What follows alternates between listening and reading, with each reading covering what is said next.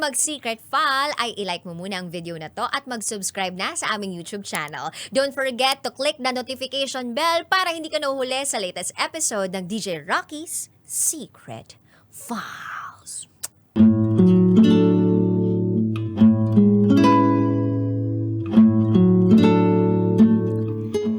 And now, it's time for DJ Rocky's Secret Files with Jello.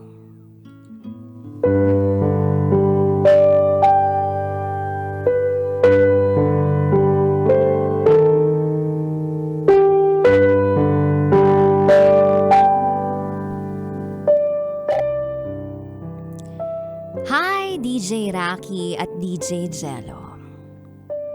Itago niyo ako sa pangalang Ninyo. At ito, ang aking secret file.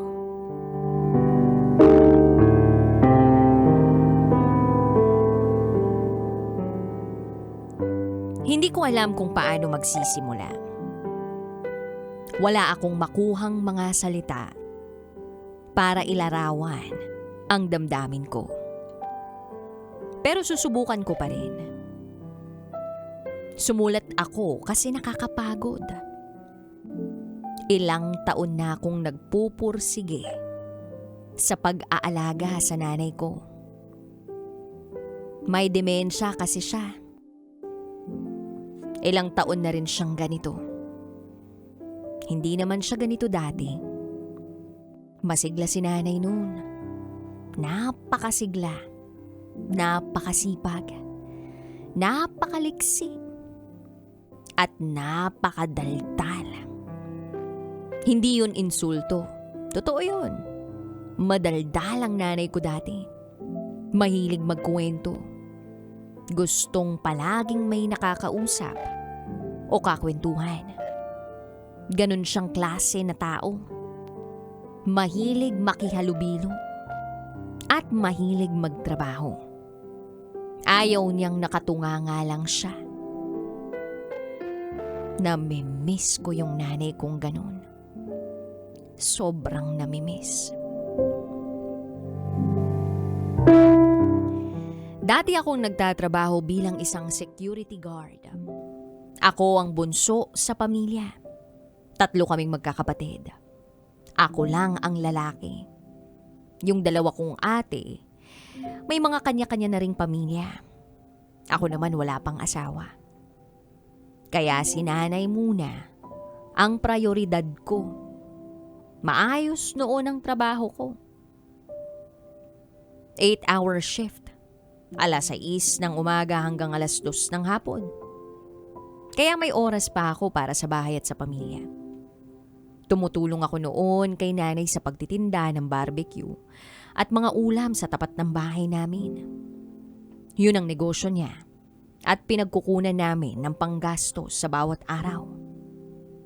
Yun nga lang, unti-unti ko ring napansin kay nanay na naging makakalimutin siya.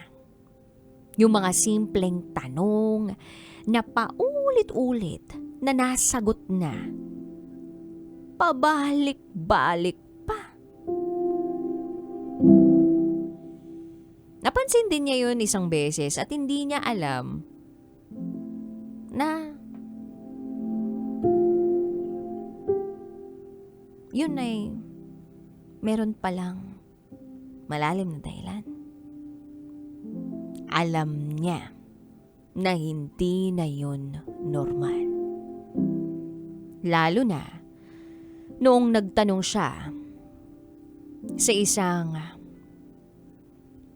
mamimili kung nagbigay na siya ng sukli. Ilang ulit niyang tinanong yun. Kako hindi normal. Ang isa pa dyan, naging makakalimutin na rin siya. Madalas, hindi na niya maalala kung saan niya nilagay yung mga gamit na parati naman niyang ginagamit o daladala. Yung mga presyo ng paninda namin. madalas na niyang makalimutan kung magkano. Buti nga hindi siya naluloko at nagugulangan ng mga masasamang loob. Tumutulong naman ako sa kanya, lalo na pag napapansin ko nang inaatake siya ng pagiging makakalimutin niya. Isang araw, nag-collapse siya sa may tabi ng higaan. Napahiga siya sa sahig. Hindi siya umabot sa paghiga sa kama niya. Siguro napagod, nawalan ng malay. Inalalayan ko siya agad para ihiga ng maayos sa kama. Sinabi ko sa mga ate ko, kailangan nating ipa-check up si nanay sa doktor. Kako hindi normal ang mga kinikilos niya nitong mga nakaraang linggo at buwan. Dumadalas ang pagiging makakalimutin niya. Nagiging bugnutin din siya. Hindi makaalala ng mga simpleng nangyari. Tinulungan ako ng mga kapatid ko na dalhin si nanay sa isang espesyalista. At doon namin nakumpirma, may demensya nga siya. Sa simpleng salita, unti-unti raw siyang makakalimot. Maski kaming mga anak niya, hindi na raw niya makikilala balang araw. Makakalimutan na rin niya mga tao, paligid, at ang mga alam niyang gawin. Hanggang sa hindi na siya makagalaw ng maayos. At hindi niya nakakayanin ang sarili niya. Natakot ako para sa nanay ko. Lalo na nung malaman kong wala itong lunas. Walang lunas ang demensya. Kako, paano kung tuluyan na niya kaming makalimutan? Paano kung hindi na niya kami makilala? Paano siya makakahingi ng tulong sa amin kung magkasakit siya? Kung hindi na rin siya makakapagsalita? DJ Rocky at DJ Jello, paano si nanay? Paano siya? Nalulungkot ako para sa nanay ko.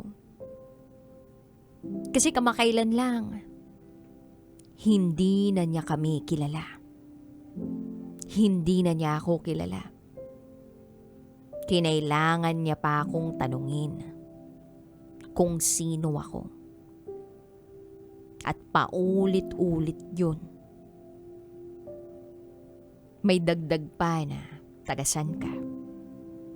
At matyaga ko na lang siyang sinasagot.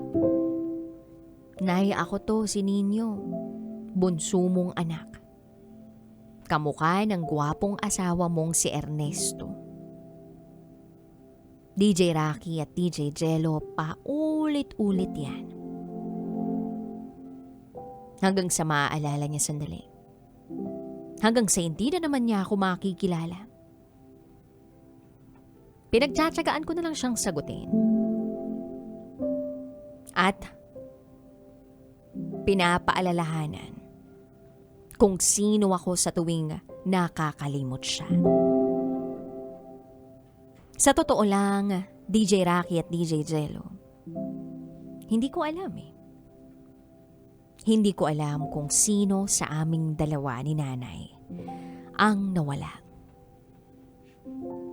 Siya ba? O ako? Kasi minsan, humarap ako sa salamin. At may nakita ako sa sarili ko na sobra kong ikinagulat. Hindi ko yun inaasahan.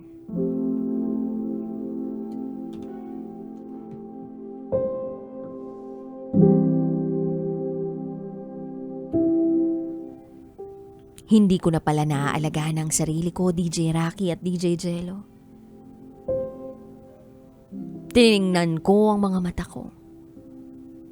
Pinagmasdan kong maigi ang sarili ko.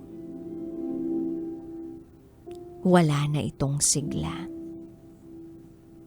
Wala nang kinang ang mga mata ko. Ang laki ng mga eyebag ko. Dala ng puyat at pagod sa magdamagang pag-aalaga sa nanay ko. Oo, alam ko na malaki ang epekto ng demensya kay nanay.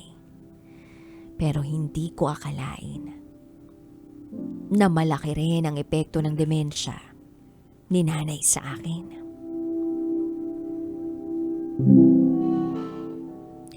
Isang araw, sumaglit ako magpa-check up sa isang doktor. Sinabi ko lahat ng mga nararamdaman ko sa katawan. Maraming tinanong ang doktor sa akin. Hanggang sa pinagpalaboratory niya ako. Pagkatapos kong magpalab, ipinabasa ko sa doktor ang mga resulta. Nanghina ako nang sabihin niya na malaki ang posibilidad na may karamdaman ako. Kaya pinayuhan niya akong magpakonsulta sa isa pang espesyalista. Pagkatapos ng ilang linggong pabalik-balik para magpa-check up, nakumpirma na may leukemia ako. DJ Rocky at DJ Jello, hindi ko alam kung anong gagawin. May sakit pala ako. Pero may sakit din ang nanay ko. Kung mawala ako, sino na lang ang mag-aalaga sa kanya? Yung mga kapatid ko, maliliit pa ang mga anak.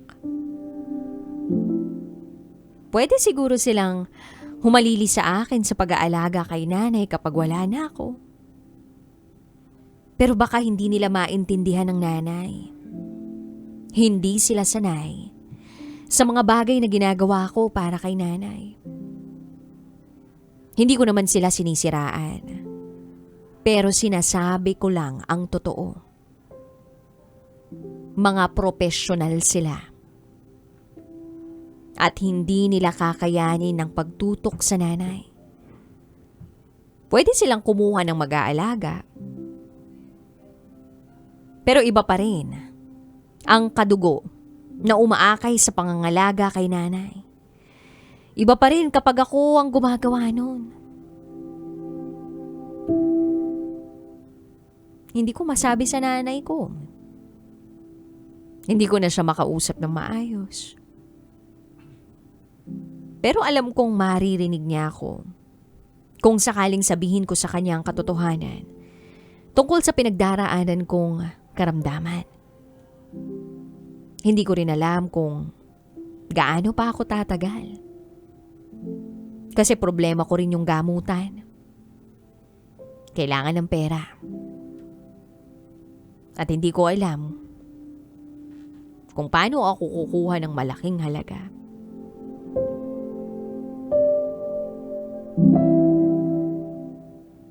Pero sakali lang na may pagkakataon ako masabi sa nanay ko kung ano yung nasa isip ko. Eto yung sasabihin ko. Nay, pasensya ka na. Gusto ko pa na makasama ka ng matagal. Hindi na baling hindi mo ko kilala. Hindi na baling hindi mo ko pinapansin. Tuwing kausap kita. Ang mahalaga kasama lang kita. Masaya ako na inaalagaan ka.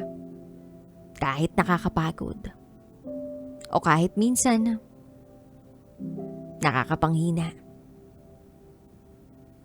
Pero masaya ako na kasama ka. May sakit din ako, Nay. Yun yung hindi ko masabi sa'yo. Kasi baka malungkot ka.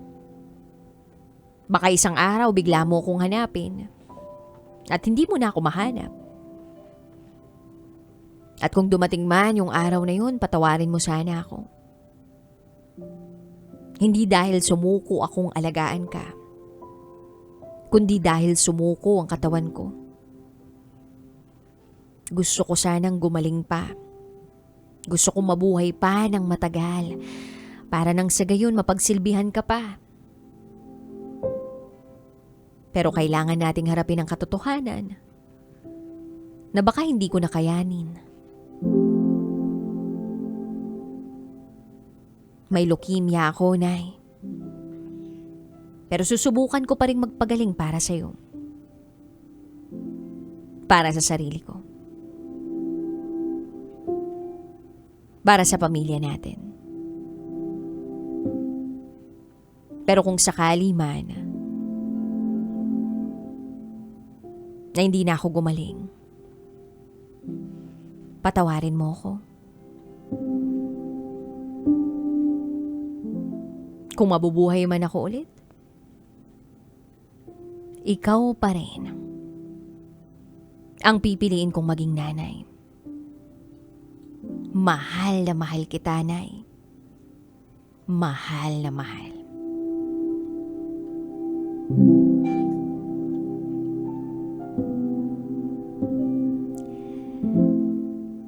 DJ Rocky at DJ Jello.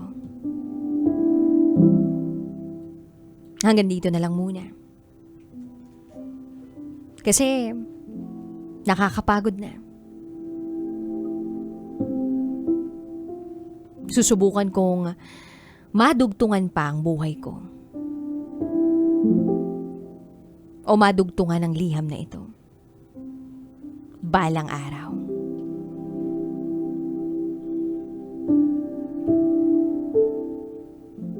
Sana igawad ng Diyos. Salamat po. Muli, ako si Nino. At ito,